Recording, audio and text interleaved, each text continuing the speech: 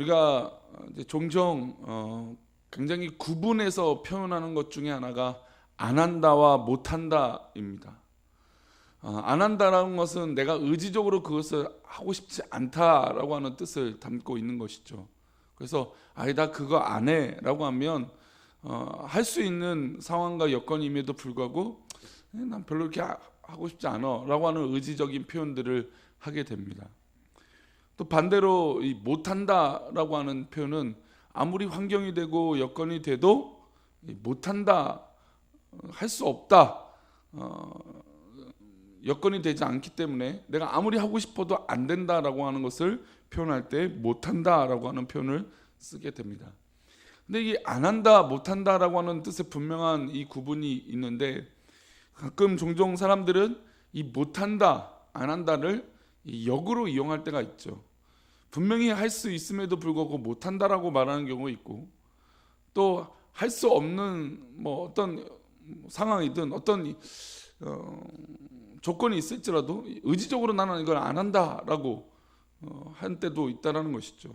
반대로 안 한다 못한다로 상황할 때가 있고 또 그 상황에 맞게끔 안 하고 못할 때가 분명히 있는 것입니다. 하나님 앞에서도 이제 이런 의도적으로 잘못된 이 기도와 잘못된 표현을 할 때가 있죠. 우리 하나님은 안 하시는 분일까요? 못 하시는 분일까요? 안 하시는 분이겠죠. 근데 우리가 이 하나님 뜻 가운데 지금 이 순간에 하나님 계획 가운데 이 순간만 보면 안 하고 계시지만 결국 우리의 기도와 우리 모든 이 삶을 돌아볼 때 하나님 결국 그 일들을 하고 계시는 것이죠. 그러니까 우리의 시선과 판단으로 볼 때 하나님은 안 하고 계신다는 쪽으로는 이야기는 할 수 있습니다. 감히 우리가 하나님을 안 한다라고 말하기에는 좀 그런 어폐가 있는 거지만 안 한다라고도 칠 수는 있죠. 우리가 기도할 때 하나님 우리가 우리 뜻대로 응답되지 못할 때가 안 한 때가 있다라고 느껴지니까. 근데 우리가 가끔 하나님이 마치 계시지 않는 것처럼, 그러니까 계시지 않다라고 고백하게 되면 그것은 하나님이 못한다라고 하는 개념이죠. 그렇죠?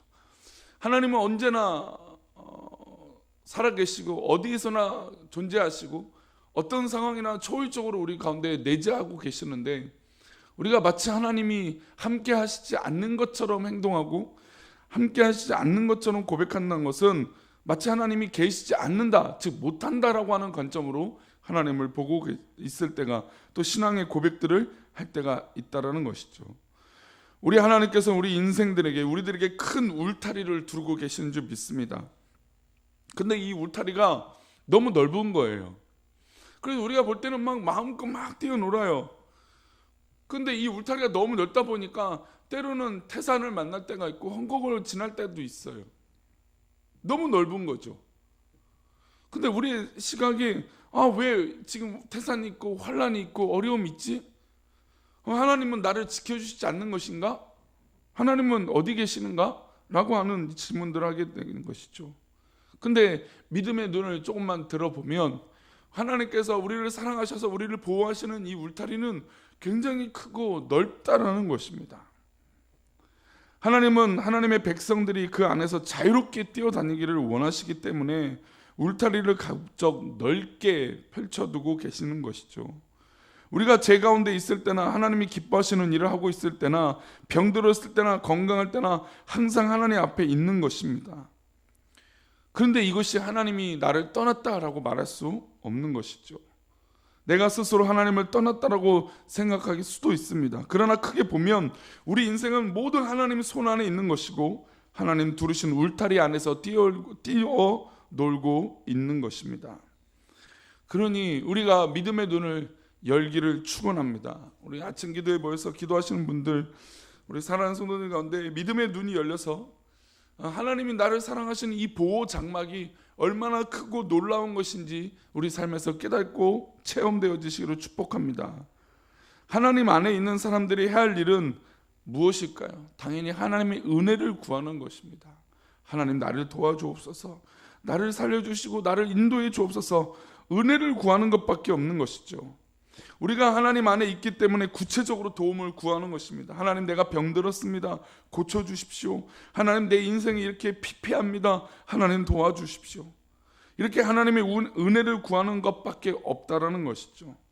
우리가 하나님 은혜 안에 있기 때문에 하나님 은혜를 구할 자격이 있고 당연히 구해야 됩니다.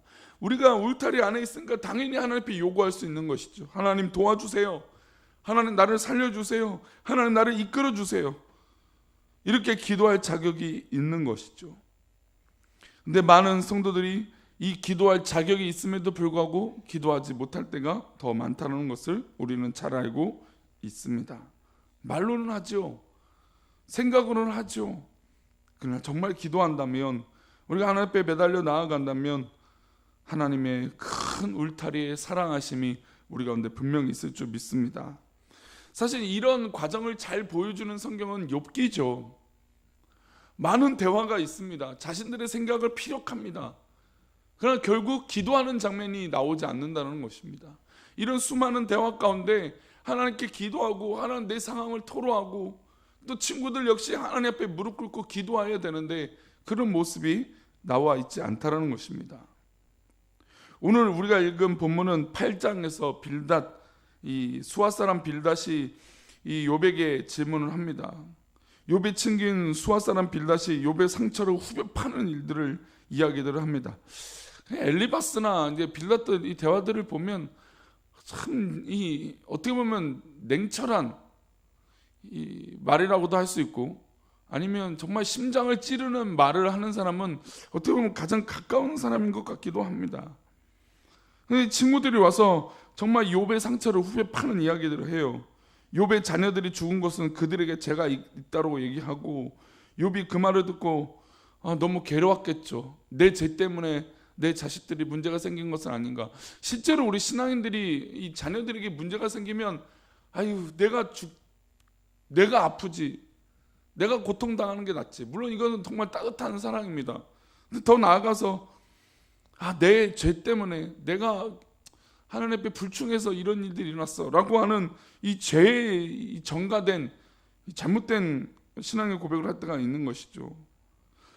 물론 하나님의 큰 뜻 가운데 우리가 잘 알 수 없어서 이런 이야기도 할 수 있을 거예요.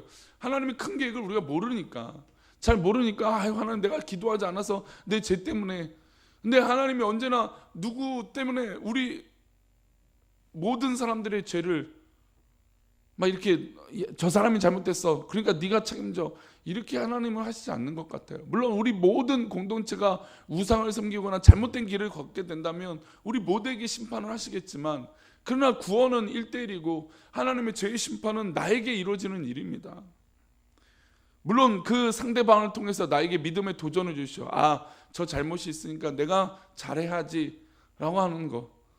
근데 마치 내가 기도하지 않고 내가 죄 지었기 때문에 이런 일이 일어났다 라고 하는 건 마치 내가 하나님과 동급이 된 거죠. 아니 내가 기도하지 않아서, 내가 죄를 지어서, 내가 죄를 짓지 않아서 이런 일이 있다? 상대방에게 이런 일이 있다?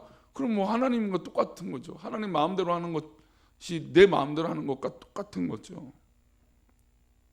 그래서 어떤 어려움이 있을 때 우리는 이런 질문들을 해야 돼요. 하나님 왜 이런 일이 일어났습니까?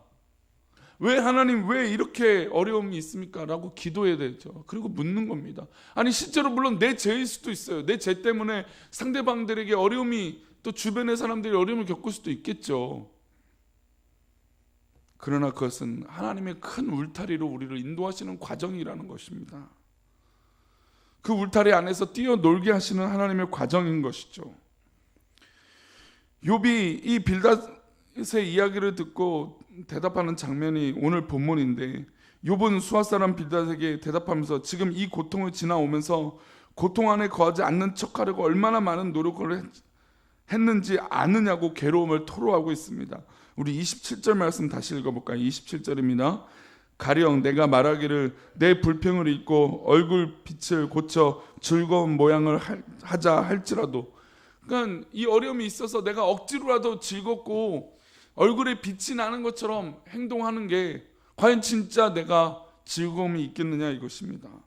고통스러운 척 안 하고 또 고통을 잊기 위해서 많은 노력을 스스로도 했다라는 것입니다. 그런데 부질없어요. 아니 너무나 고통스럽고 어려운 거 아닙니까? 이렇게 한다고 해서 잃어버린 기쁨이 진짜 돌아올까요? 상실된 고통이 다시 회복되지 않기 때문입니다. 그래서 30절 이렇게 말합니다. 우리 30절 말씀입니다. 30절 있습니다. 시작.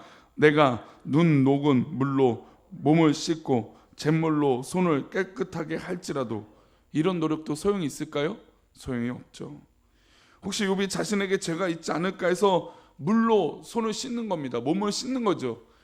유대인의 풍습 중에 손을 씻는다는 것은 나와 상관없다라고 하는 뜻으로, 나는 이거랑 아무 문제 없다라고 하는 뜻으로 몸을 씻거나 손을 씻는 일이죠. 그러니까 욥은 지금 이 죄에 관해서 나랑 상관없다, 어떤 이런 노력들을 해봅니다. 그런데도 소용이 없는 것이죠. 그렇게 온갖 노력을 기울여도 소용이 없습니다. 지금 욥의 절망은 자신과 하나님 사이를 연결해 줄 중재자가 없다라는 것이에요. 그래서 이렇게 말합니다. 32절과 33절 함께 읽겠습니다. 시작. 하나님은 나처럼 사람이 아니신즉 내가 그에게 대답할 수 없으며 함께 들어가 재판을 할 수도 없고 우리 사이에 손을 얹을 판결자도 없구나. 이 말이 좀 괜찮은 표현 같아요. 그렇죠? 하나님은 나처럼 사람이 아니시니까 내가 그에게 대답할 수 없고, 내가 또 함께 하나님이시니까 우리와 함께, 나와 함께 재판을 할 수도 없다. 그래서 이 일이 옳고 그름을 말씀하실 수 없다라고 얘기하는 것입니다. 그리고 우리 사이에 손을 얹어서 중개자, 중간에서 해줄 사람이 없구나. 우리가 상식적으로 생각하면 예수님의 역할이라고 할 수도 있는데 지금 이 구약의 시대는 그 역할이 아니잖아요. 그렇죠?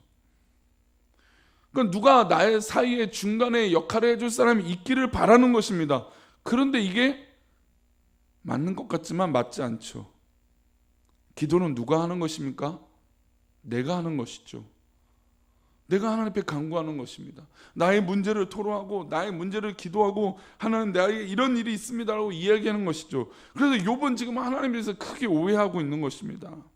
하나님과 자신의 관계에서 누가 중개해 줄 사람이 없고 중간에 역할해 줄 사람이 없고 판결자가 없으니까 이런 어려움들을 이야기할 수 없다라고 얘기하고 있는 것입니다.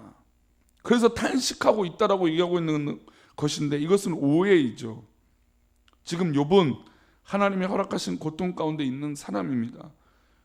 비록 고통 가운데 있지만 욥은 여전히 누구의 손에 있는 것입니까? 하나님 손에 있는 것이죠.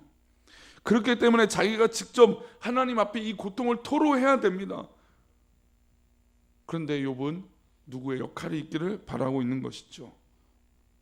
아무리 큰 고통 안에 있어도 우리 인생은 모두 하나님 손 안에 있는 것인 줄 믿습니다. 그럼 우리가 고통당하고 있을 때 직접 당당하게 하나님께 구하면 돼요. 우리는 하나님 울타리에 있기 때문이죠. 그게 기도의 힘 아닙니까? 기도의 능력 아닙니까? 하나님은 어떤 일이라도 직접 가지고 나오기를 원하세요. 예수님께서 십자가상에 달려 돌아가실 때 성소와 지성소를 가로막고 있던 휘장이 위에서 아래부터 쭉 찢어졌습니다. 이건 무슨 의미입니까? 바로 우리가 저 성소에 들어갈 담력을 얻었다는 것입니다. 히브리서 말씀에 우리는 이전에 성소에 들어갈 수 없었는데 예수 그리스도로 말미암아 우리는 성소에 들어갈 수 있는 것이죠. 죽지 않는 것이죠. 즉 직접 하나님을 만나고 하나님과 대화하고 하나님과 기도할 수 있는 은혜가 저 십자가 앞에 모든 것이 해결되어졌다는 것입니다. 그래서 우리 마음속에 누구를 보내주셨습니까? 우리 하나님께서, 우리 주님께서 약속하신 성령을 보내주셨습니다. 그러니까 내 안에 있는 성령을 의지해서 기도하면 되는 것이죠. 하나님, 내가 지금 고통당하는 이유가 무엇입니까? 까닭 없이 이 고통당하고 있다면 견딜 수 있는 힘과 헤쳐나갈 수 있는 능력을 나에게 주십시오.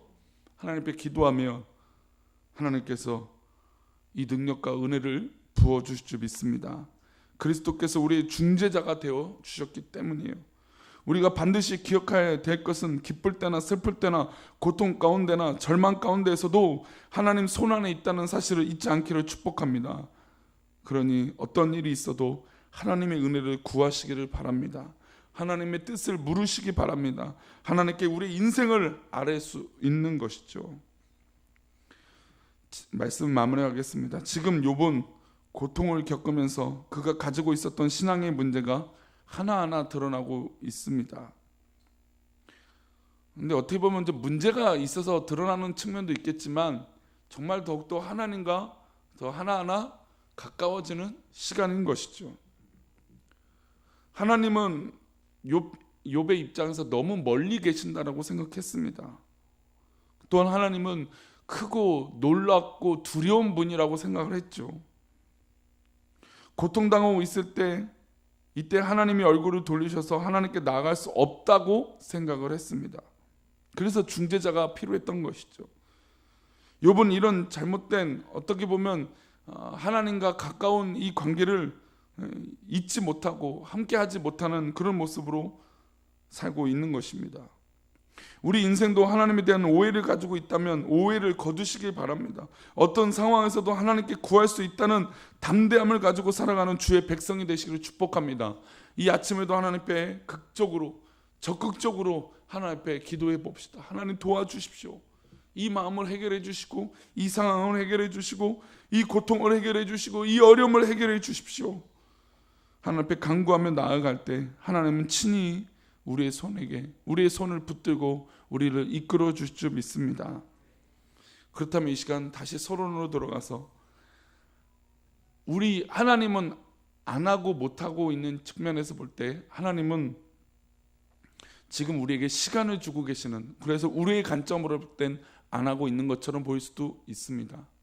또 반대로 우리 입장으로 본다면 우리는 자꾸 핑계를 대서 못한다라고 생각을 하죠. 그러나 우리는 안 하고 있는 것입니다. 하나님 앞에 정말 적극적으로 더 가까이 나아가고 하나님 앞에 그 손을 내밀어 나아갈 때 하나님 우리에게 그 손을 붙들어 주시는 것뿐만 아니라 우리의 상황을 인도하여 주시고 이끌어 주실 줄 믿습니다. 그러니 사랑하는 성도님들, 이 아침에도 하나님과 함께 하십시오. 하나님과 함께 하시며 기도하십시오. 또 어떤 상황에도 하나님 앞에 토로하십시오. 하나님께서는 그 마음을 알고 위로하여 주실 줄 믿습니다. 하나님은 내 편이십니다. 우리 인생을 돌아보고 또 우리의 상황을 돌아볼지라도 우리를 도우시고 이끌어 주실 오직 한 분, 예수 그리스도 앞에 오늘도 하루를 살아가시는 은혜가 있으시기를 축원합니다. 기도합니다. 하나님,